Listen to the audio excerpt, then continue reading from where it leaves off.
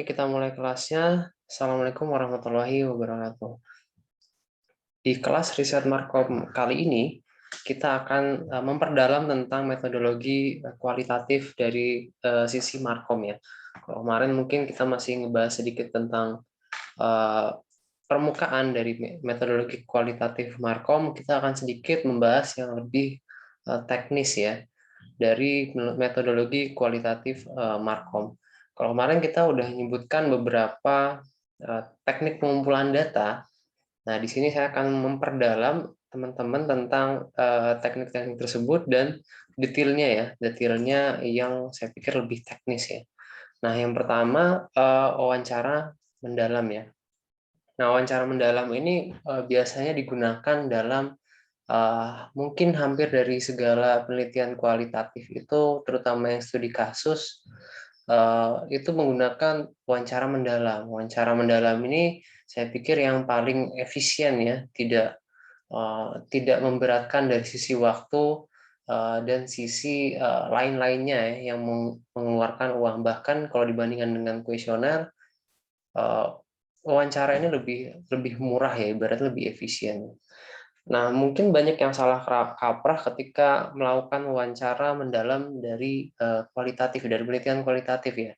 Ada yang mungkin pertanyaannya hanya permukaan saja atau sangat sesuai dengan interview guide ya, sehingga banyak data yang tidak bisa digali ya. Nah, yang pertama yang kita bahas dalam wawancara mendalam ini bahwa wawancara mendalam ini harus perorangan ya, one by one ya, one on one ya. Jadi kita wawancara satu ke satu orang yang lainnya ya.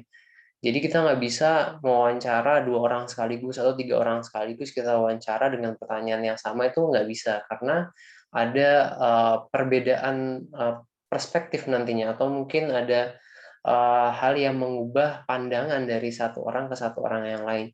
Jadi dengan kita wawancara satu dengan satu, one on one ini, kita bisa mengambil sudut pandang yang lebih fokus ya dari satu orang tersebut. Karena tujuannya dalam wawancara mendalam ini adalah kita ingin tahu tentang komentar, opini, dan pendapat dari orang tersebut ya. Jadi nanti teman-teman ketika melakukan wawancara mendalam itu jangan sampai teman-teman tidak menggali komentar, opini, dan pendapat ya.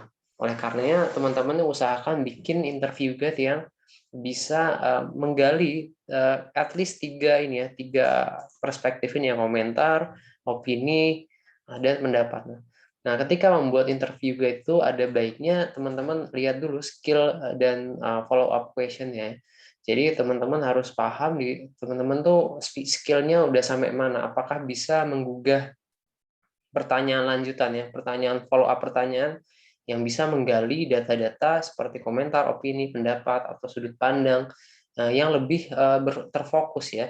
Nah, kalau memang teman-teman nggak pede ya, nggak pede tentang skill untuk menggali data dalam komunikasinya, teman-teman bisa mendetailkan interview guide-nya. Nah, dalam interview guide kalau bisa pertanyaannya itu yang sifatnya terbuka ya. Yang sifatnya terbuka tuh maksudnya jangan pertanyaan yang apakah Anda menyukai produk kami gitu. Jadi kalau itu kan pertanyaannya tertutup ya. Maksudnya tertutup itu jawabannya cuma ya atau tidak, ya saya suka gitu. Nah, kalau pertanyaan seperti itu cocoknya dipakai ke kuesioner ya, pakai survei ya. Jadi pertanyaan-pertanyaan yang sifatnya tertutup atau permukaan tersebut bisa digunakan lewat kuesioner, tapi kita ini wawancara mendalam satu dengan satu. Jadi kita sebisa mungkin buatlah pertanyaan yang terbuka ya. Misalkan bagaimana pendapat Anda tentang produk ini gitu. Apa yang membuat Anda menyukai ini? Ceritakan tentang penggunaan produk Anda itu, produk makanan Anda misalnya, produk kosmetik Anda. Tolong bolehkah Anda memberikan pandangan tentang produk ini? Jadi pertanyaannya itu terbuka sehingga respondennya, bukan responden, tapi informannya bisa menjawab dengan mengelaborasikan. Maksudnya elaborasikan itu bisa menjelaskan panjang lebar ya, bisa memberikan jawaban yang detail ya. Nah, itu yang sebenarnya dibutuhkan dalam wawancara mendalam ya. Nah, dalam riset Markom, wawancara di Markom ini ada yang namanya laddering ya. Laddering itu biasanya kita ngelihat perspektif dari informannya terhadap produk dan bagaimana produk tersebut memberikan efek ya pada behavior-nya. Jadi kita ngelihat gimana dia pakai produk, lalu kita lihat apa behavior-nya atau mungkin efek sampingnya atau mungkin pra pembelian seperti apa, setelah pembelian itu seperti apa. Jadi kita bisa melihat dari sistem atau dari teknik laddering ini dalam riset atau dalam teknik pengambilan data wawancara mendalam. Oke, kemudian dalam teknik wawancara mendalam yang kemarin saya udah sedikit memberikan beberapa situasi ya. Situasi itu maksudnya adalah teknik ya, caranya ya, teknik yang lebih spesifik lagi dalam wawancara mendalam. Ada formal, ada semi structure, ada unstructured. Nah, ini saya detailkan lagi. Kalau formal itu biasanya targetnya lebih khusus ya, nggak semua orang kita pakai wawancara yang formal gitu. Mungkin hanya orang-orang yang kayak punya manner yang tinggi seperti pejabat, presiden, atau mungkin orang besar gitu.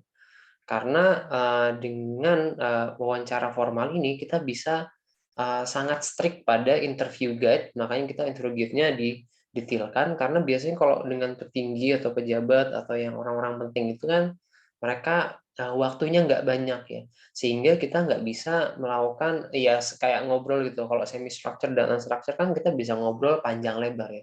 Tapi kalau mungkin sama orang-orang tinggi kita nggak bisa ngobrol panjang lebar karena akan menghabiskan waktu gitu.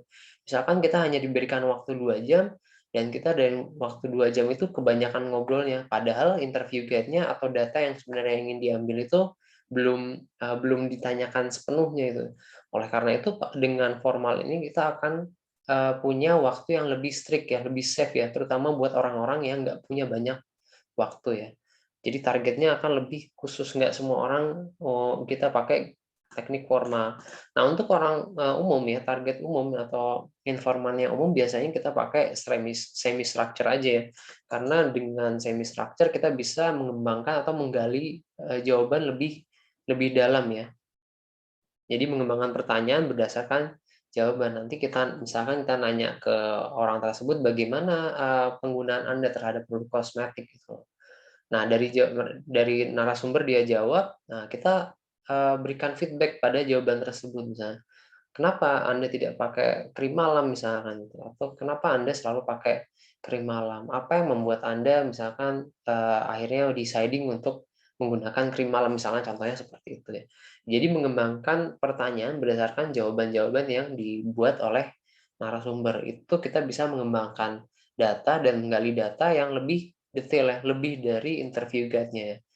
Jadi dalam pelaksananya semi structure itu akan fleksibel tapi tetap fokus. Jadi jangan sampai kita mengembangkan pertanyaan-pertanyaan lepas dari interview guide-nya gitu. Nanti kita harus ya balik lagi ke interview guide-nya. Jangan sampai bablas gitu akhirnya lupa interview guide-nya ya. Nah, kalau yang tidak pakai interview guide itu ya unstructured ya. Jadi kita konsepnya itu logikanya kita punya eh, pandangan atau konsep udah dari kepala kita, konsep penelitian apa yang ingin kita cari itu udah dari kepala. Jadi ketika kita ketemu sama narasumber ya kita ibaratnya ngobrol aja gitu dan mengalir tapi datanya juga terkuak. Nah, itu tergantung ya bisa targetnya bisa umum, bisa juga khusus tertentu. Nah, kalau khusus tertentu biasanya ada orang-orang yang misalkan dia itu sulit untuk memberikan data ya, atau dia cenderung tertutup. Nah, itu salah satu contoh yang khusus ya, sehingga kita nggak bisa kayak mungkin ibaratnya dia merasa kalau kita pakai interview guide atau kita tanyain tuh mungkin jadi kayak interogasi ya. Nah, dia nggak biasa dengan perasaan seperti itu, sehingga kita pakai yang unstructured. Nah, unstructured ini saya pikir malah lebih sulit ya, karena pertama, karena tanpa interview guide itu, kita nggak bisa ngontrol datanya seperti apa, yang pertama itu. Yang kedua, eee kita juga harus ngelihat datanya tuh akan seperti apa, dan bagaimana kita memoderatorinya, maksudnya kita ngontrol percakapannya seperti apa, sehingga data itu keluar. Maka untuk melakukan wawancara unstructured ini perlu skill yang lebih tinggi ya, skill komunikasi yang tinggi, harus bisa membaca situasi dan membaca, pikiran dari narasumbernya dan bagaimana data tersebut dikuak ya. Makanya itu saya pikir yang paling sulit adalah yang unstructure ya. Tapi yang biasa dilakukan semi structure, tapi kalau yang mungkin targetnya khusus orang yang dihormati, yang sangat punya pride gitu ya, itu pakainya yang formal. Jadi tiga tiga jenis wawancara ini tergantung situasinya ya. Saya nggak bisa bilang yang paling efektif, ada yang paling efektif adalah misalkan yang semi structure, nggak juga, bisa jadi pakai yang formal bisa lebih terkuak datanya, ini menyesuaikan dengan narasumber atau informannya. Terus, nah ini saya memberikan tips ya untuk membuat interview guide. Nah, untuk membuat interview guide itu pada dasarnya sama kayak kita membuat eh, kuesioner ya, kuesioner kemarin ya. Jadi tetap dasarnya pada pakai teori. Nah, kalau teman-teman udah belajar, mungkin ada teori-teori yang kita sudah pelajari, teori komunikasi yang kita sudah pelajari, ada teori yang cenderung ke kuantitatif, ada cenderung yang kualitatif, ada yang objektif yaitu kuantitatif ya, cocoknya pakai kuesioner untuk digali datanya, ada juga yang interpretif ya. Interpretif itu kita lebih detail ya cocoknya untuk kualitatif. Nah, dengan kualitatif kita kan pasti ambil teori-teori yang cocok dengan kualitatif. Sehingga nanti kita menjelaskan atau membuat interview guide-nya itu dengan basis utama yaitu teori atau konsep. Jadi jangan sampai lepas, karena kalau kita nggak pakai teori atau konsep, datanya itu ntar nggak akan keluar ya, nggak akan muncul. Pertama itu, dan kedua itu datanya nggak akan relevan ya kalau kita nggak pakai konsep atau teori. Nah, gimana cara membuat interview guide yang benar-benar detail, yang bisa mengeksplor data lebih dalam lagi. Nah, saran saya jangan hanya menyandarkan diri pada teori atau konsep, tapi perbanyak juga bacaan referensi penelitian lainnya ya. Bisa dari jurnal atau dari penelitian yang serupa. Karena dengan itu kita, jurnal kan biasanya lebih baru ya, lebih terbarui dibandingkan teori yang mungkin udah agak lama. Nah, dengan jurnal itu kita bisa melihat bagaimana trennya sekarang seperti apa. Apa yang berkembang sekarang dibandingkan yang ada di teori.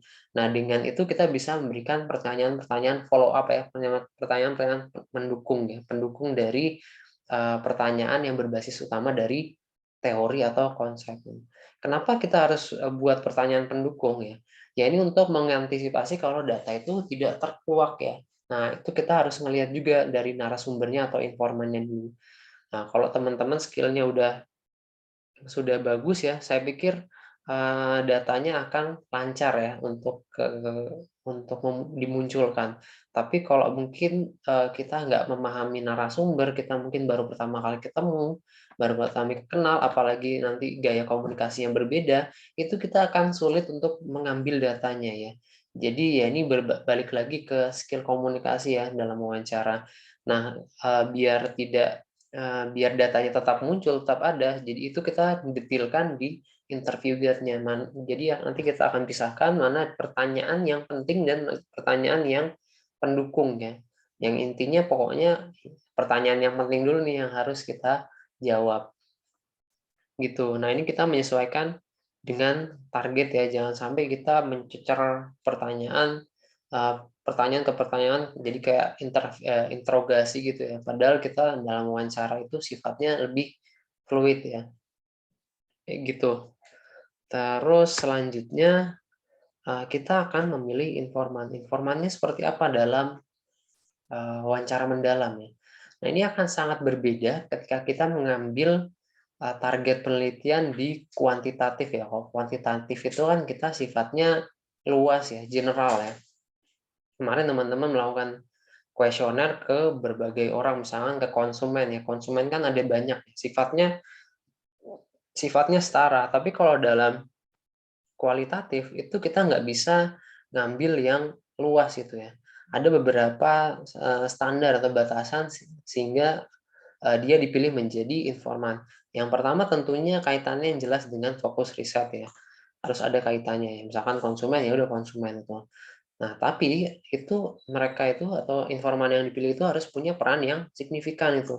Kita nggak bisa nunjuk konsumen aja, oh si ini aja lah, nggak bisa anaknya gitu. Tapi kita harus cari konsumen yang punya signifikan ya, peran yang signifikan ya. Misalkan, oh dia, sering banget nih ke sini atau dia paling sering ke sini, dia sering sering beli ini gitu, dia beli ini, apa, belinya setiap hari gitu, setiap sore dia ngerjain tuh di sini terus. Atau mungkin, konsumen yang dia tuh, belinya banyak, atau dia konsumen yang dari, target pasar yang bukan target pasar utama ya, dia datang itu bukan target pasar, misalnya target pasar dari, bisnisnya itu generasi generasi Y ya, tapi yang datang tuh baby boomers. Nah, itu bisa jadi salah satu, contoh peran signifikan. Lalu juga representatif subjek, penelitian, misalkan kita ngambilnya, konsumen gitu ya. Nah, kita ngambil representatif konsumen. Representatifnya itu seperti apa? Nah, kita cari yang paling sesuai dengan persona yang sudah ada. Kan teman-teman sudah bikin persona dari target market tuh ya, dari klien misalkan. Nah, itu kita cari mana yang paling sesuai, terus kita wawancara, bisa jadi seperti itu. Atau misalkan kalau teman-teman targetnya adalah komunitas atau kelompok, bisa cari yang paling representatif, maksudnya itu bisa jadi ketuanya atau mungkin pendirinya, jadi ada satu hal yang signifikan ya. Nah, yang paling penting walaupun kita punya standar tersebut, yang pasti informannya terjangkau ya, jangan sampai kita nyari yang tidak bisa dijangkau atau tidak bisa diwawancarai ya. Dan dia juga bersedia untuk menjadi informan ya, maksudnya dia bersedia untuk diwawancarai, kalau dia nggak mau ya kita nggak boleh maksa ya, gitu. Ya ini basic-nya nih seperti itu. Kemudian kita ke observasi ya. Nah, teman-teman mungkin masih agak bingung observasi itu kayak gimana. Jadi sebenarnya observasi itu ada, banyak macamnya ya. Ini saya ngambil at least ada 6 ya. Ada direct, indirect, covert, overt, structure, unstructure ya. Kalau structure dan unstructure itu ya mungkin persis kayak tadi wawancara, tapi kalau di observasi kita structure-nya itu kita fokus pada kebiasaan yang tertentu ya, fokus pada kebiasaan. Misalkan kebiasaan pembelian. Ya udah kita fokusnya tuh ke kebiasaan pembelian dari si kelompok ini, misalnya ada kelompok ini dia beli, ya udah kita fokusnya ke pembelian aja. Tapi kalau unstructure, kita nggak hanya fokus ke pembelian, walaupun kita target, maksudnya kajian penelitian tentang pembelian atau intensi pembelian, tapi kita juga ngelihat kebiasaan yang lain, karena kita mungkin menganggap, eee, hal-hal yang mendasari dia membeli itu ada kebiasaan yang lainnya. Nah, lalu, ada direct, ada indirect ya. Nah, kalau direct itu kita ngelihat observasinya secara langsung ya. Kita ngelihat apa yang mereka lakukan, kita tuliskan dan itu menjadikan data. Misalnya kayak kita melihat orang, tutorial memasak ya, kita lihat di YouTube, oh masak di YouTube, terus kita catat, oh dia caranya gini, dia, wajahnya, kayak gini cara cara makainya gitu, sortirnya diginiin. Nah, itu observasi secara langsung. Nah, kalau indirect kita, melihat efek dari sebuah kebiasaan tertentu. Misalkan dalam, tadi kita lihat video tutorial masak ya, dia tuh, menuangkan garamnya ya, masukin garam ke masakannya tuh dia nyubit-nyubit gitu ya, padahal kan bisa pakai sendok gitu. Nah, itu kan ada kebiasaan yang kita, ingin tahu ya, kita fokuskan. Nah, itu kan sebuah, kebiasaan, tapi kita pengen tahu kebiasaan di balik itu. Nah, itu adalah indirect ya, melihat efek dari sebuah kebiasaan, gimana dia tuh bisa bisa jadi seperti itu. Jadi kita ngelihat lebih dalam lagi ya, kalau indirect. Kalau direct kita, ya udah yang apa yang terlihat itu yang kita tuliskan. Tapi kalau indirect, apa yang, kita lihat mungkin ada sebab yang lainnya, makanya kita, analisisnya akan lebih dalam. Lalu ada covert ya, subjek tahu kalau sedang diobservasi, dan overt, subjek kebalik ya. Covert tuh subjek nggak tahu kalau sedang diobservasi, sedangkan overt subjek tahu kalau dia tuh sedang diobservasi. Nah, masing-masing ada kelebihan kekurangan, tapi misalkan kenapa kita melakukan observasi dengan subjek itu tidak mengetahui kalau sedang diobservasi.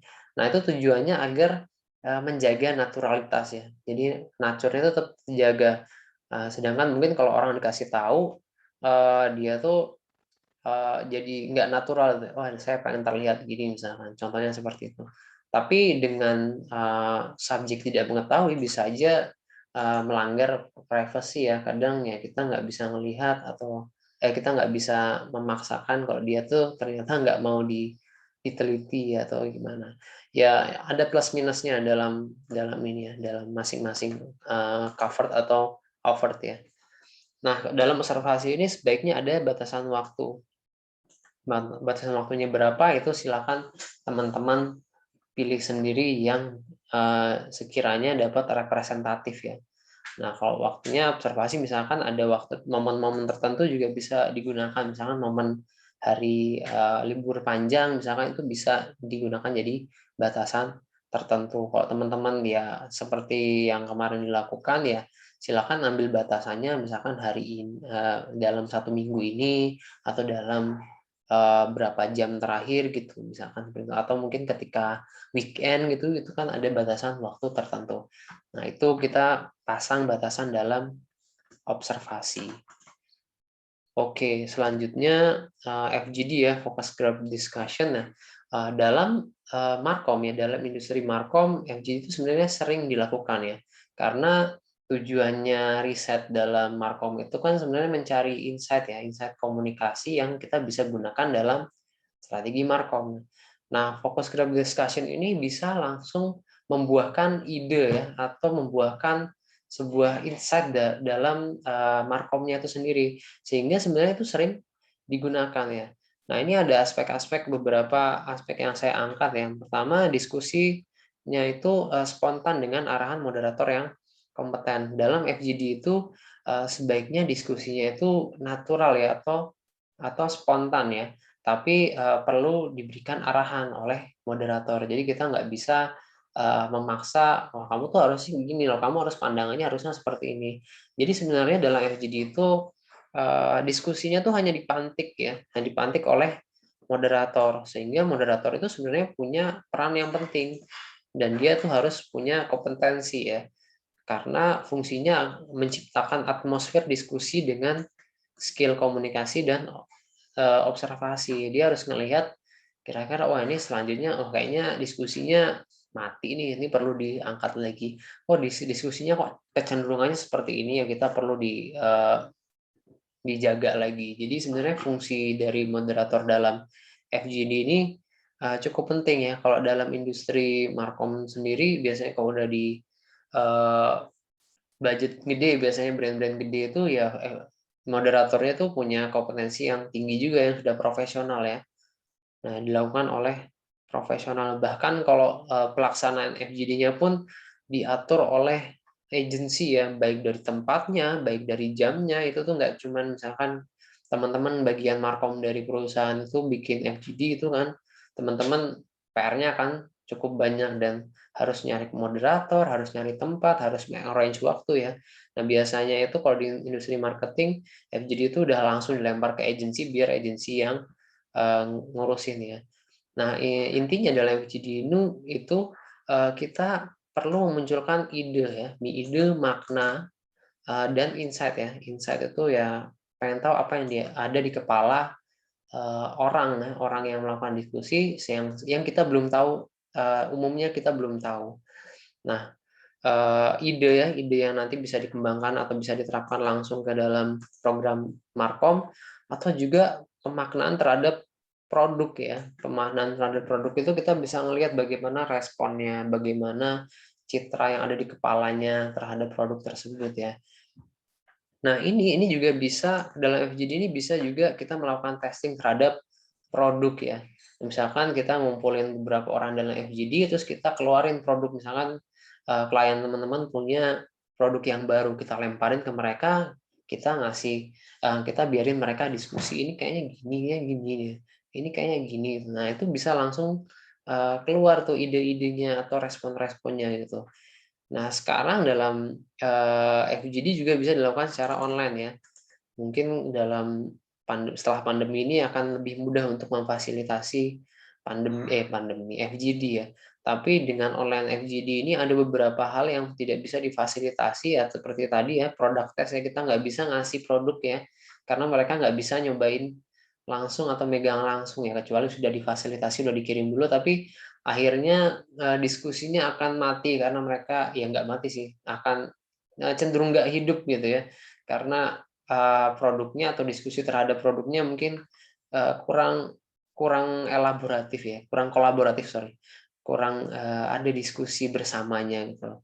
Kedua, tidak ada no body language ya, tidak ada body language-nya, kita nggak bisa melihat ketika mereka diskusi itu, mereka tuh body language-nya seperti apa.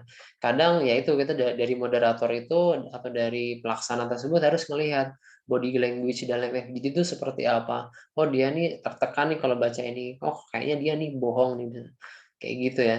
Terus kalau di online juga kadang boring ya, mungkin sama aja kayak teman-teman kuliah online ya, boring ya, nggak bisa ngobrol sama temen, ngobrolnya cuma lewat chat, ngantuk sambil tidur. Nah itu ya salah satu kekurangan, salah tiga sih, salah tiga dari kekurangan online FGD ya. Nah berikutnya pelaksanaan FGD secara teknis ya. Nah FGD ini biasanya dilakukan oleh 6 sampai 12 orang pesertanya ya. Ini pesertanya aja ya, belum moderator ya. Nah, kenapa 6 sampai 12 orang ya? Karena kalau terlalu sedikit, diskusinya itu tidak beragam ya, variasinya akan kurang ya. Nah, kalau lebih dari 12 itu akan sangat banyak sehingga nanti idenya itu tidak tersalurkan. Sehingga kalau dari buku yang saya baca ya, dari referensi yang saya baca itu 6 sampai 12 itu adalah jumlah yang paling cocok ya, paling pas ya. Tapi ya kita nggak bisa menghindari fakta kalau ternyata kita udah ngundang 6 orang, ternyata yang datang 4 orang, atau kita ngundangnya 9 orang, yang datangnya cuma 5 orang. Nah itu kita nggak bisa memaksakan, tapi ya itu kelebihan dan kekurangan dari pelaksanaan FGD ya. Nah FGD itu biasanya dilakukan 90 sampai 120 menit karena sama ya, kalau kurang dari 90 menit itu berarti datanya tuh nggak cukup banyak yang dieksplor. Dan ketika lebih dari 120 menit, datanya akan sangat banyak sehingga fokusnya akan terbelah ya. Nah, dalam pelaksanaan FGD secara teknisnya itu tempatnya juga perlu diperhatikan ya. Tempatnya perlu yang nyaman dan eh, struktur duduknya itu bisa memfasilitasi interaksi ya. Contohnya seperti round table atau mungkin diskusi panel lah. Contoh beberapa itu tempatnya tuh di arrange seperti diskusi panel. Sehingga orang-orang itu bisa berkomunikasi dengan gampang atau mungkin bisa ngelihat semua pesertanya. Nah, kalau di industri biasanya udah ada tuh tempat-tempat yang khusus disewakan untuk FGD. Jadi ada untuk tempat pengawasnya, tempat moderatornya. Jadi udah siap untuk disewakan khusus untuk FGD. Udah kayak paket paket FGD lah dijualnya itu. Nah, dari 6 sampai 12 orang ini, kalau bisa tipe orang itu berbeda-beda ya. Jadi misalkan teman-teman fokus ke target konsumen misalkan ya. Nah, kita carinya dari tipe orang yang berbeda-beda sehingga kita punya data dari data personal dan data keseluruhan. Maksudnya keseluruhan tuh data data kolektif ya. Nah, dengan tipe orang yang berbeda-beda. Nah, dalam pengembangan FGD ya, melakukan FGD karena tujuannya itu menciptakan ide ya, mencari insight atau menciptakan ide. FGD itu dalam Markom terkadang bisa dilakukan lebih dari sekali ya. Karena ada improvement ya dari misalkan dari produknya, misalnya kita mau rilis produk ya. Nah, FGD itu bisa dilakukan berkali-kali sesuai dengan improvement dari produknya. Misalkan sampel pertama kita undang FGD, oke, dapat masukan dari FGD yang pertama, kita bikin sampel kedua, kita adakan FGD yang kedua, dapat masukan lagi dari FGD yang kedua, kita bikin lagi sampel yang ketiga, begitu seterusnya sampai udah benar-benar fix ya ininya produknya ya. Gitu ya ininya. Nah, mungkin ini yang cenderung profesional, tapi teman-teman juga bisa melakukan FGD tanpa harus misalkan, yang penting kita bisa melakukan group discussion ya. Kadang ini saya ngasihnya yang standar profesional ya. Tapi tidak menutup kemungkinan juga tanpa ini juga bisa dilakukan dengan baik juga ya. Oke, nah ini saya akan memberikan unit analisis riset Markom kualitatif ya. Nah, tadi saya udah coba utarakan beberapa teknik pengumpulan data dan tips-tipsnya ya. Nah, ini saya angkat ada 6 tahapan unit analisis dari riset Markom ya, yang kualitatif. Yang pertama itu organisir data, nanti teman-teman dapat data, misalkan habis wawancara, Teman-teman dapat datanya, kemudian diorganisir, maksudnya tuh coba ditranskrip lah, atau dipisah-pisahkan, dipahami datanya seperti apa aja data yang kira-kira penting, lalu dikategorisasi datanya, lalu dipisahkan ke identifikasi temanya. Oh, ini ungkapan yang ini ya, biasanya ada quotes yang ini cocoknya untuk ini, quotes yang ini cocoknya ini. Nah, di situ dipisahkan juga ke substansinya ya, selain dari temanya ke substansinya ya. Kadang kita pengen bahas tentang misalkan kepuasan pelanggan ya, atau respon pelanggan terhadap produk, itu ternyata ketika diobrolkan dalam pengumpulan data baik dari wawancara atau FGD, itu ada aspek yang lainnya, aspek substansi yang lainnya ya, ternyata nggak cuman loyalitas, tapi ada juga kekecewaan dalam produknya. Nah, itu bisa juga muncul ya. Itu salah satu kelebihan dari penelitian kualitatif ya, yang kita bahkan yang kita ingin konsepkan tahu gitu ternyata ada lagi ya, tidak ingin kita konsepkan. Misalnya kalau dari kuantitatif itu kemarin ke kepuasan pelanggan, ya udah kepuasan pelanggan aja gitu. Tapi kalau di kualitatif kita pengen tahu kepuasan pelanggan, kita ternyata bisa tahu juga kelebihan dan kekurangan produk. Kita juga bisa tahu loyalitasnya, kita juga bisa tahu pembelian kembalinya, evaluasinya seperti apa. Nah, tujuannya kalau di riset markom kualitatif, itu tujuannya insight komunikasi ya, yang bisa digunakan untuk membuat program strategi markom ya. Beda dengan teman-teman mungkin belajar di metode penelitian ilmiah ya, atau yang kuantitatif kualitatif di mata kuliah sebelah, itu fokusnya kan biasa mengkuak data yang ilmiah yang bisa dijadikan temuan akademis ya, kayak gitu. Nah, kalau ini fokusnya udah langsung ke uh, insight komunikasi ya. Jadi kita tujuan dari riset, baik dari riset kuantitatif yang kemarin sudah dilakukan dan kualitatif yang akan teman-teman lakukan ini, tujuannya adalah mendapatkan insight untuk diterapkan atau diterapkan, dituangkan dalam strategi markom yang akan dilakukan oleh klien ya, gitu ya. Jadi fokusnya tidak akan sedikit berbeda dengan penelitian ilmiah ya.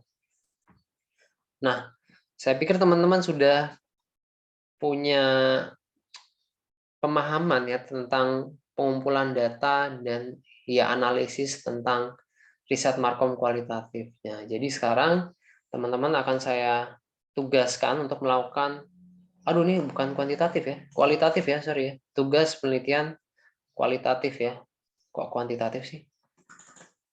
Kualitatif ya, dalam 2 minggu ke depan ya, karena ini hari Jumat berarti 2 minggu lagi teman-teman itu sudah selesai melakukan penelitian. Jadi saya konsepnya atau mungkin harapannya 1 minggu, at least ya 1 minggu teman-teman mempersiapkan konsep, dan 1 minggu setelahnya pelaksanaan ya.